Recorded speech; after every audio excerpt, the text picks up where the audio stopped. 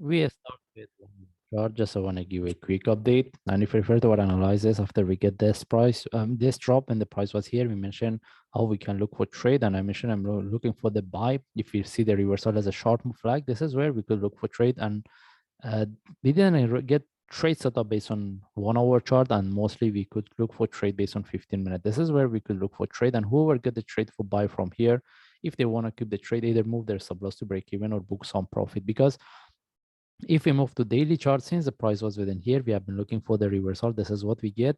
And we mentioned if we get any correction based on daily or forward chart, it can give us good confirmation to full continuation. And that means we're looking for buy.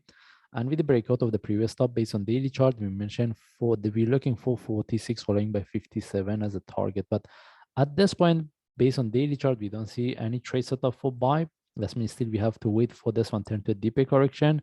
And if we move to forward chart, similar explanation. If the price continue from here with the breakout of this zone, then any opportunity for buy, we will take it. But we need to be careful in case this one turn to a more complex correction before we see the next move.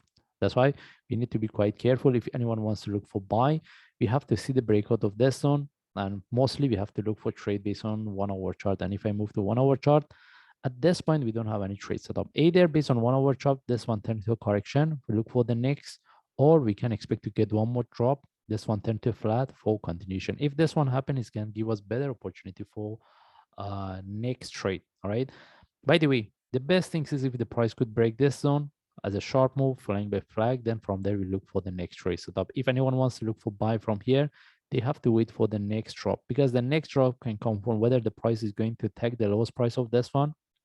If it's happened, then we can look for this one as a flat. Any reversal from there, we'll take the trade. Or if we get one more drop, we see the price, this one turn to a correction, then from there also we can look for next trade. That's why if the price continue from here, we just let it go. If the price continues as a corrective move, we just let it go. If the price continues a short move with the breakout of the 26, then from there, any opportunity for buy, we'll take it. But if anyone wants to look for buy within this one, we have to wait for the next drop to confirm whether this is the only correction, or we can expect the price drop and take the lowest price of this uh, move, which is we can expect this one turn to flat. We need to be quite careful. And at this point, we don't have any trade setup for buy.